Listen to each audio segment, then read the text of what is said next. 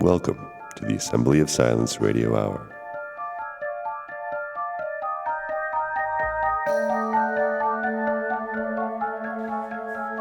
And we're back.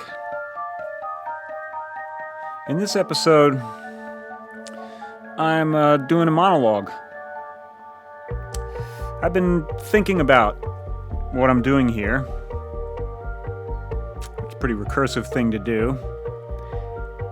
And the conclusion that I've come to is that while all this is very interesting, it's kind of missing the point, because the main point is life.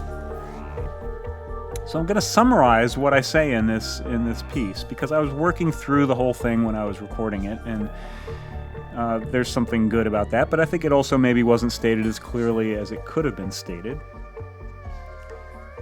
So if the point is life and living things and attending to living things, we're all living things, those of us who are listening to this.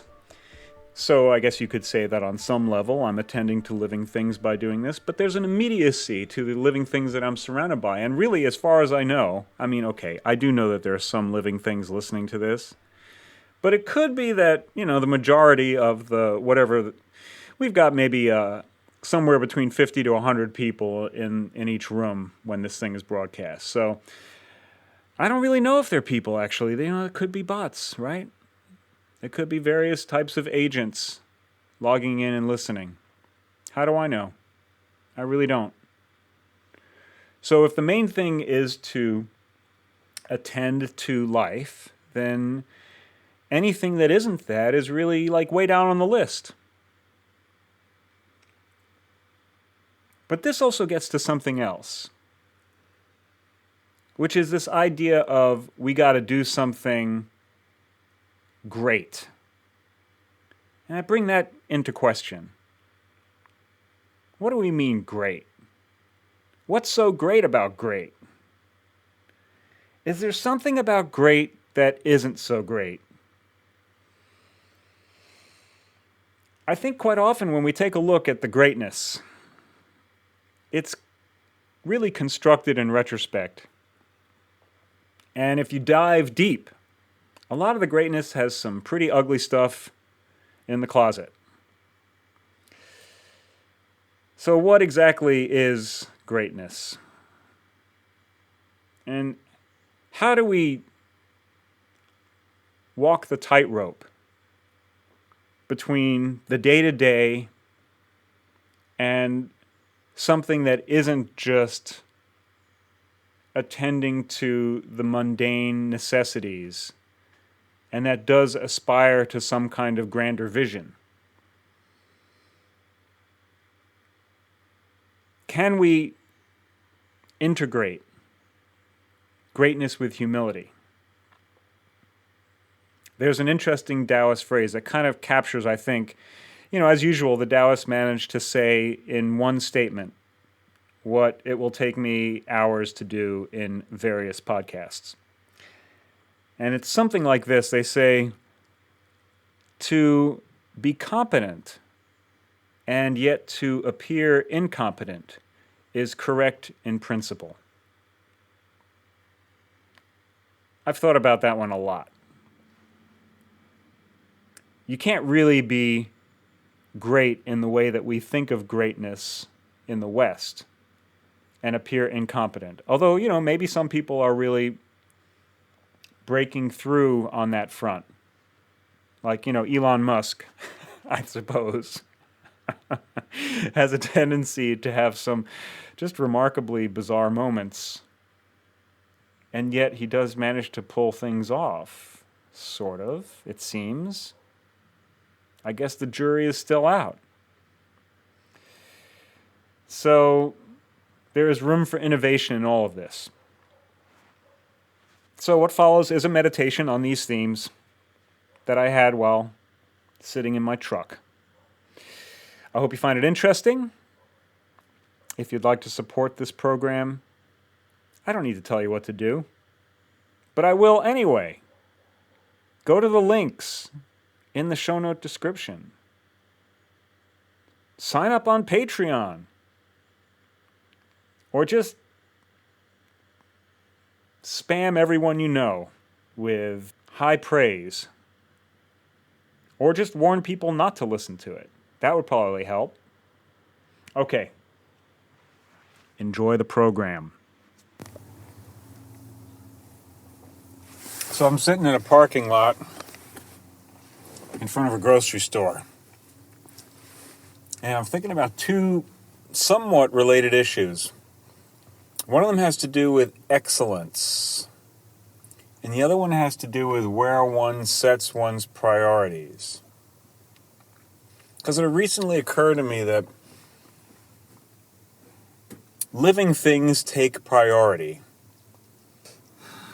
All of that takes precedence over things like this. So it's kind of towards the end of the day, and I got a few minutes to think about something. So fair enough, I'll spend a few minutes talking about it. But what would happen if I prioritized this effort here to do the podcast? What if I made that my main goal? Well, that's what I discovered when I was making an effort to be a musician.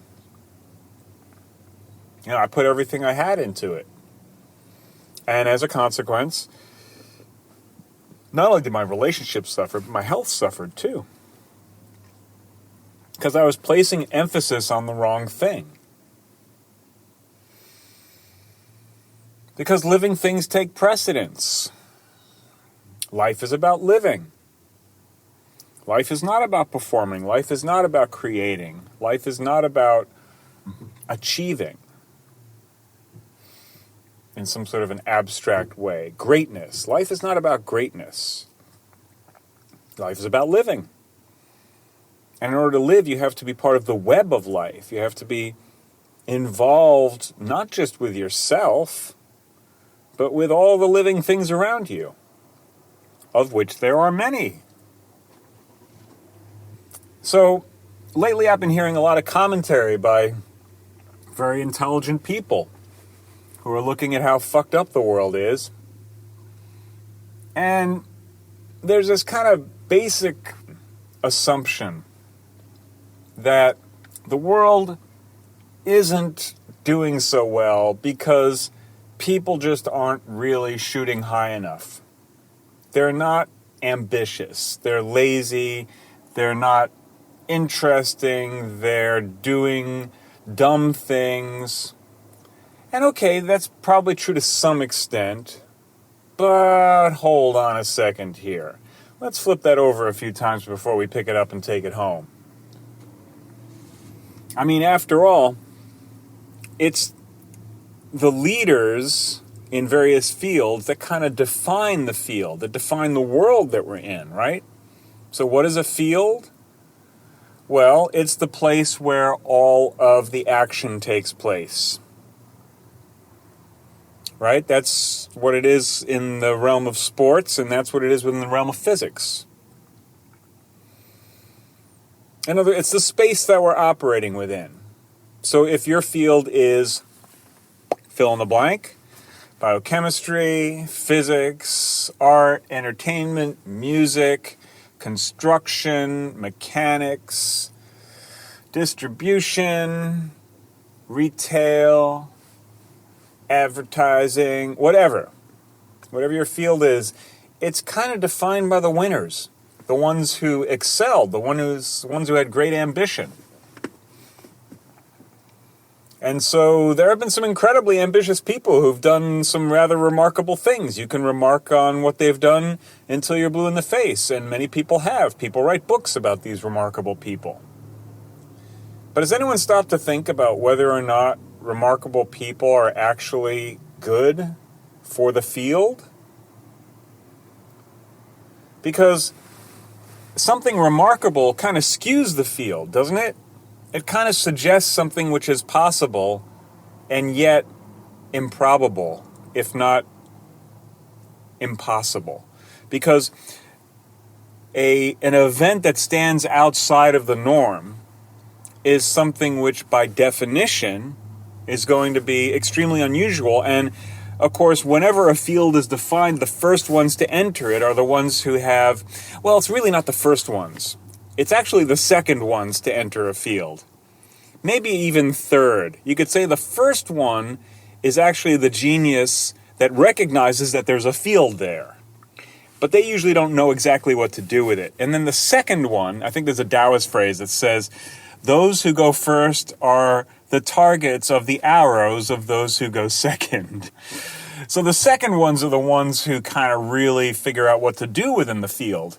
The third ones are the ones that fine-tune that and exploit it to its fullest potential. That's why they say like 3 generations of anything is basically when it's over, because everything after that is like copycat and half the juice has been squeezed out of the thing by that time. So the potential to rise to that level is done by the time the thing shows up. So by the time you have the example of Warren Buffett as the best investor ever, whether or not that's true, it doesn't matter, right? That's sort of what's implied by the guy, right? And so everyone now is playing in a field that's really been squeezed to the point where there's no chance that anyone's ever going to be Warren Buffett again, right? And this is the case with everything. All fields. Like, who's going to get to be the Beatles next, right? Albert Einstein. Like, which one of the modern physics is going to be the next Einstein? Forget it.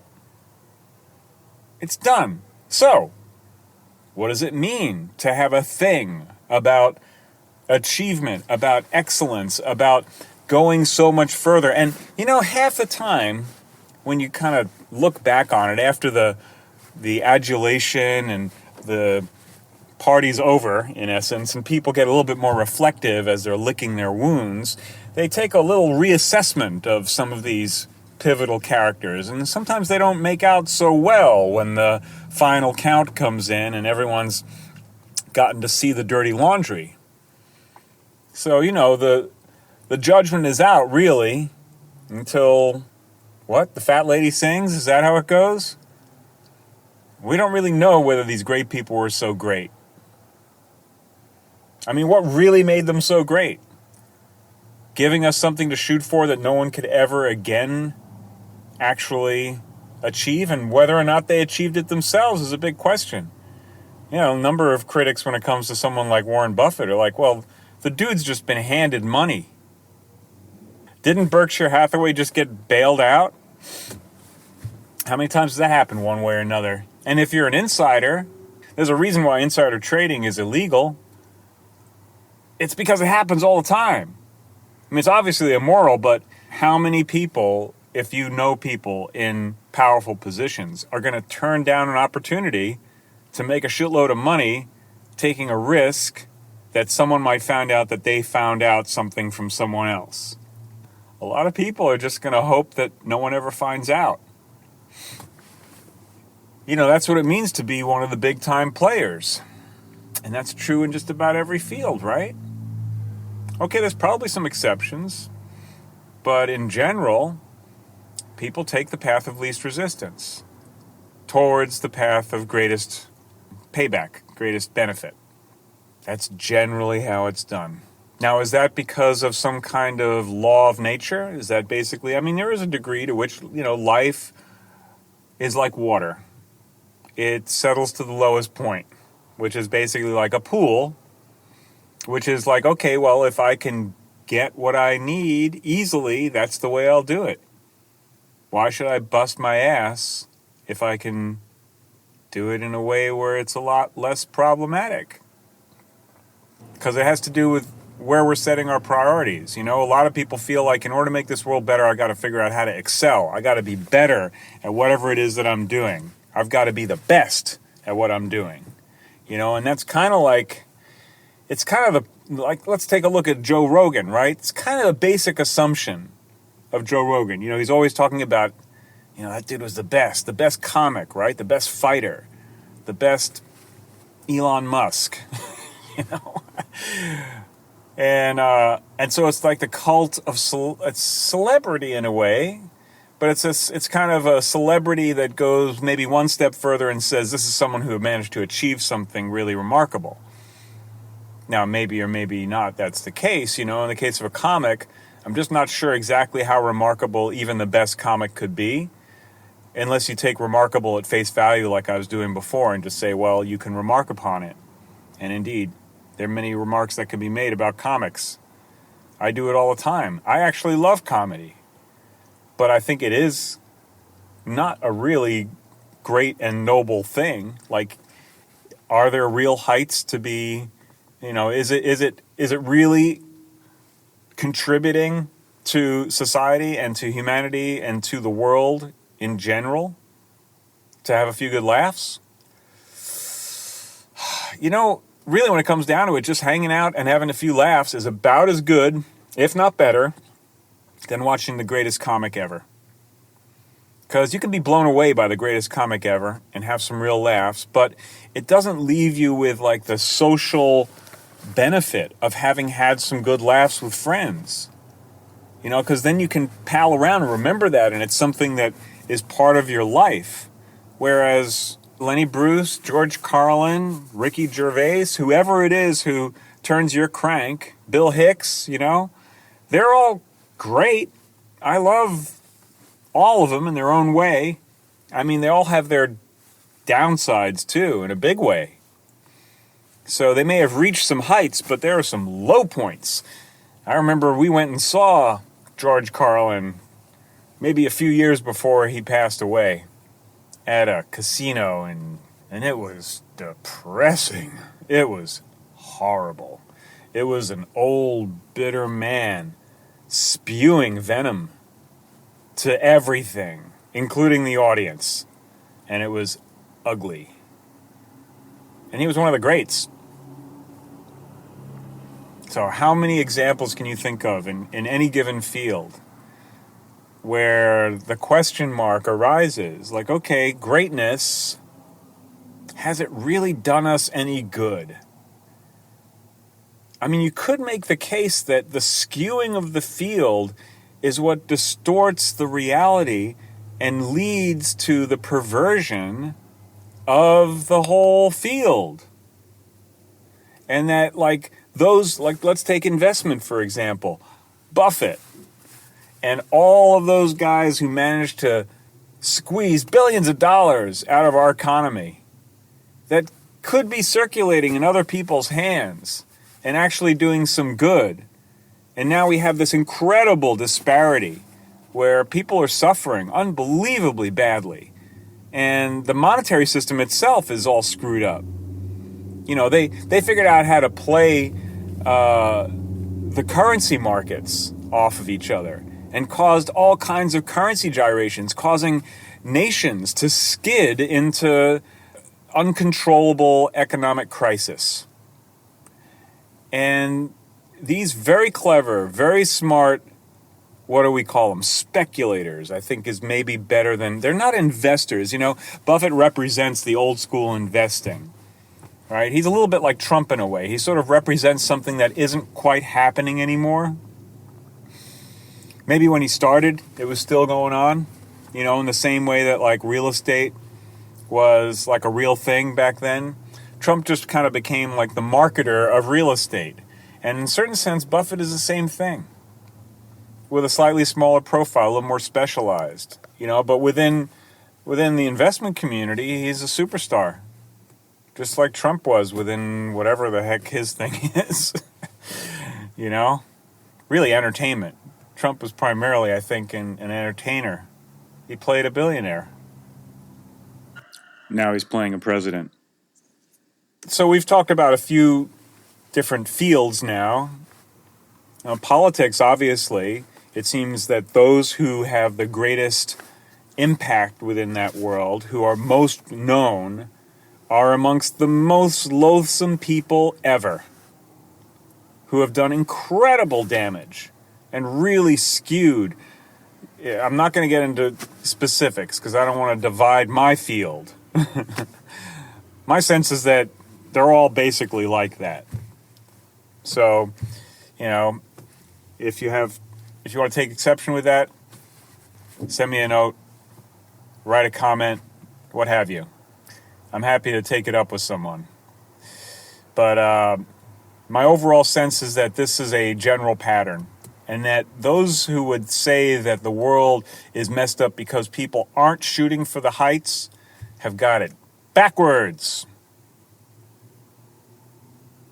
Which is not to say that you should shoot for the depths, but there is something about this middle path, recall? And what is the middle path? Well, let's take the trigrams and the bagua, which, those of you who've been listening to this program for a while, I talk about it a fair amount. I've got a bunch of videos up about it on my Taiji Reality YouTube channel. So if you don't know what I'm talking about, spend a little time there and figure it out, because it takes a little bit of doing in order to get familiar with the language, but it's actually fundamentally very simple.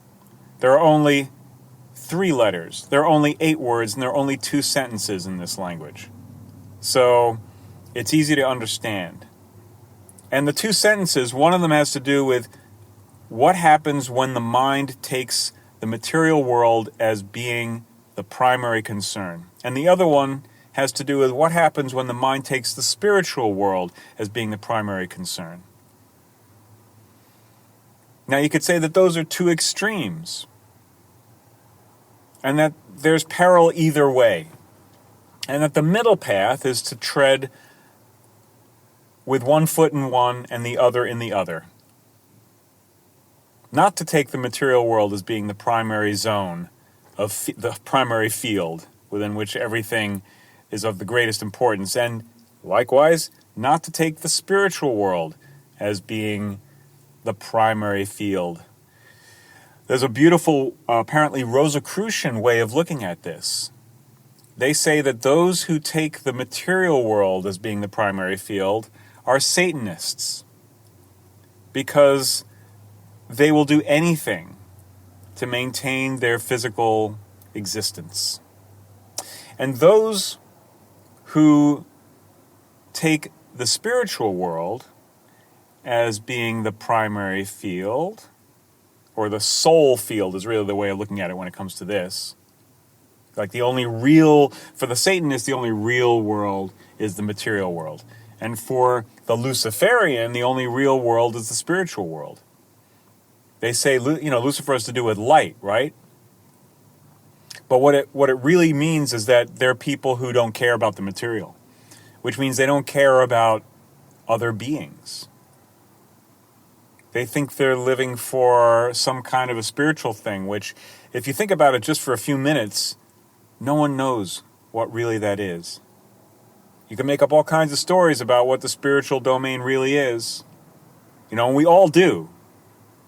Even if we're saying that it doesn't exist. That's just a story too, because no one really knows. When you think about the spiritual domain seriously, you realize how ignorant you are. And that's reality. The reality is that we're ignorant. But those who want to know, who find some story that they say is the truth, and then take it even further and say that the material world is of no significance.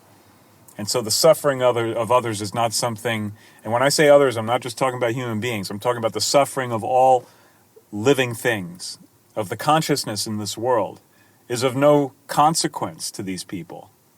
And there are a lot of people like that, particularly in high positions of power. And the Rosicrucians say that the resolution to this is what they call the Christic. The Christic is on the cross, the middle path, the crossroads, the road of the material and the road of the spiritual, the one who has his feet in both, their feet in both, her feet in both.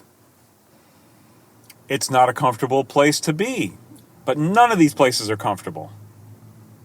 It's an uncomfortable existence. But there is something to be said to this kind of middle path. The idea of attending to both material and spiritual concerns. To keeping the field healthy. For the diversity of life that's necessary in order for a field to maintain its health. That's what I would say to the exceptionalists out there, all these clever people who think that we're not clever enough, and that's our problem. Really? I wonder if they've really thought about it.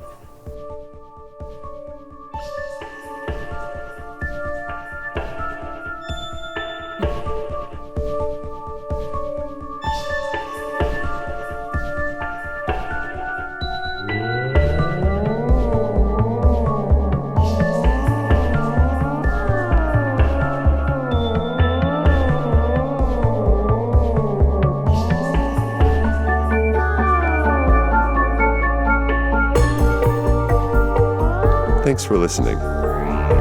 We look forward to serving you again soon. In the meantime, remember, turn that thing over a few times before you pick it up and take it home.